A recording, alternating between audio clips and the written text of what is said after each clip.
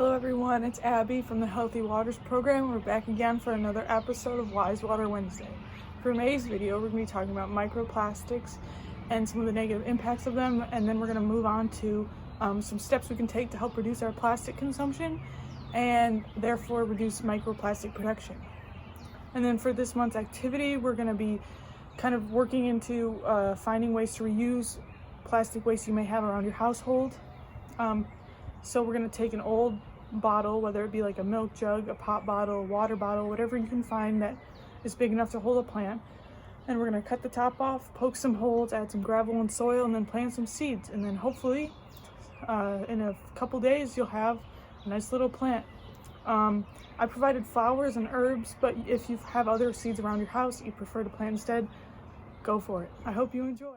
We humans use an abundance of plastic in our day-to-day lives. For example, just today I have used toothpaste that came in a plastic tube, a plastic toothbrush, moisturizer that came in a plastic bottle, a plastic reusable water bottle, plastic pens, a plastic sandwich container, and a plastic bag for my Cheez-Its. And that's only so far today. That's through lunch. And while some of this is reusable plastic, some of it will only be used once and then thrown out or recycled. And these single-use items are what end up creating such a problem. Plastics don't decompose, but rather they break into smaller and smaller pieces, and eventually become small enough to be classified as microplastics.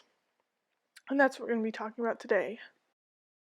So we'll begin by asking the question, what are microplastics? Well, microplastics are any very tiny piece of plastic, typically classified as being under 5 millimeters in size.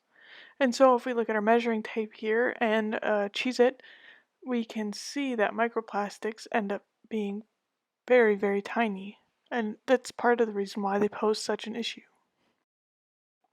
While some microplastics were intentionally made to be small, some of which you may have around your house, including things like glitter or the little beads in your face scrubs or face wash, others are created from broken down larger pieces of plastics. This occurs through just natural weathering and the sun. These can both end up causing issues for wildlife.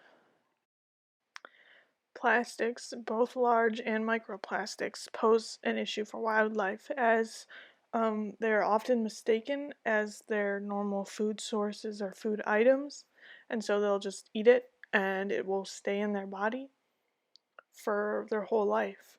And so if we have little minnows or sunfish eating these little floating materials that they would normally expect to be zooplankton or phytoplankton, and there's a little bit of microplastic mixed in, they then consume that microplastic and it will stay in their body. And so then when a big old bass comes along to eat them, the bass will also consume the plastic that was inside of them. And then when the bird, the eagle or the hawk or whatever comes along, or the heron, to eat the fish, the bass, they will eat the plastic that's inside the bass that was also inside the sunfish. And so there could be a whole bunch of plastic going into that bird. The same goes for people that fish.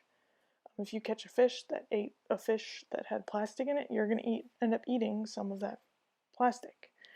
And that's kind of why microplastics are such an issue, because they have this ability to stay within an organism and build up as new or other organisms consume them.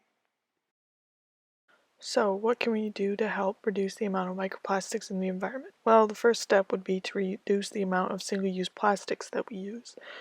This could include things like bringing your own grocery bags or produce bags when you go shopping.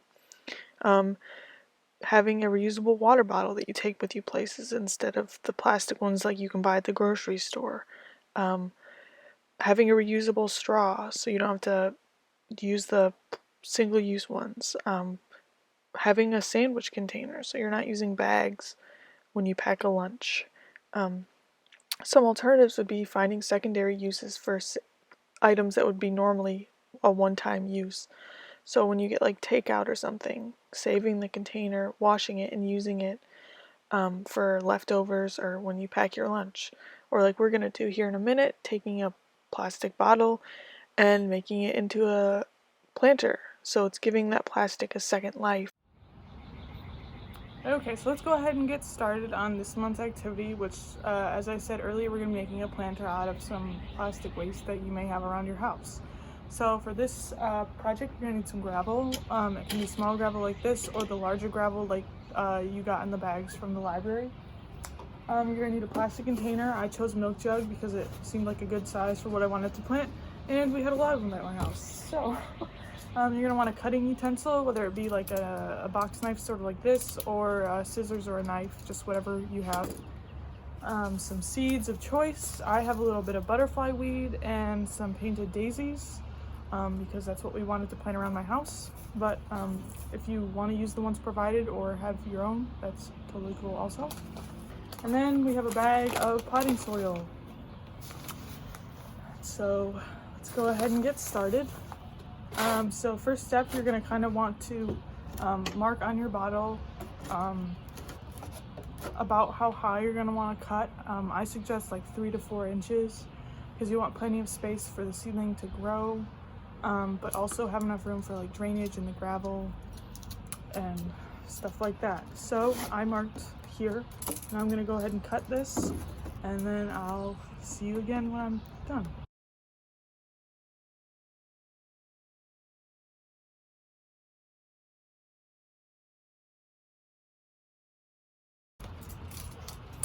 Okay, so now that I have the two halves separated, I'm going to set that off to the side because I won't need it.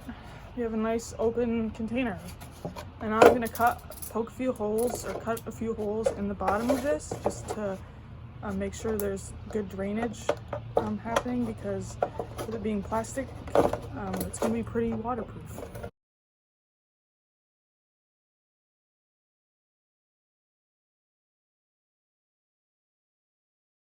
Okay, so I just poked 3 little slits in the bottom of this, and then we're going to go ahead and take some of this gravel that I have and put it into the bottom of the container, just to kind of help make sure there's a good amount of drainage occurring.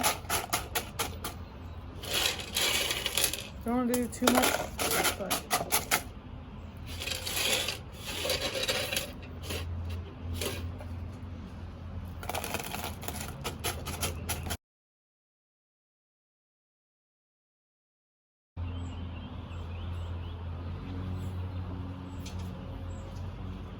okay, so now that we have the gravel into the container, we're going to add our soil.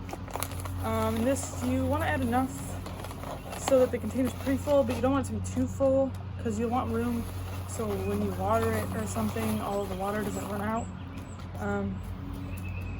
You don't have to pack it super hard, but you want to pack it tight enough so that when you do start watering your plant, it all won't get like super compacted.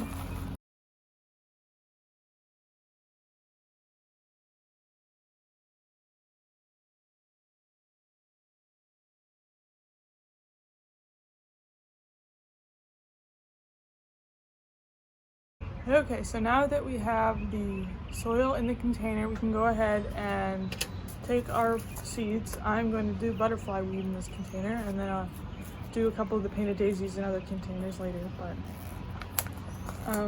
And we're going to go ahead and plant them. Now, I provided some instructions on the document linked below as far as planting instructions for each of the species, because they didn't come in the envelopes that they like this that have all the instructions on the back. So you can just go ahead and follow those depending on which seeds you have, or unless you have your own seeds that you're planting, then you can follow the instructions there. Mine say you want to bury them about 1/4 inch deep and then thin them later. So I'm going to go ahead and plant some of these. So I'm going to take my seeds, I'm going to dig a little hole. Mine say about 1/4 inch, so we're going to poke a little hole, not too deep, not too shallow. And we're going to plop the seeds in there. And then we're going to cover them up nicely. Pack down the soil a little bit, not too much, you don't want to overdo it.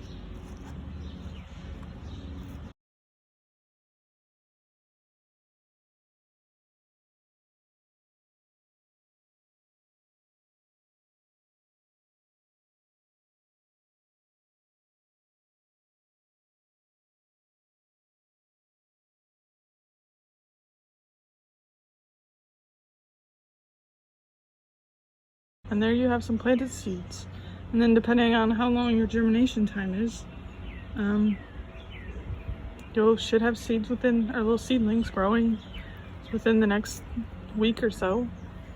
So good luck.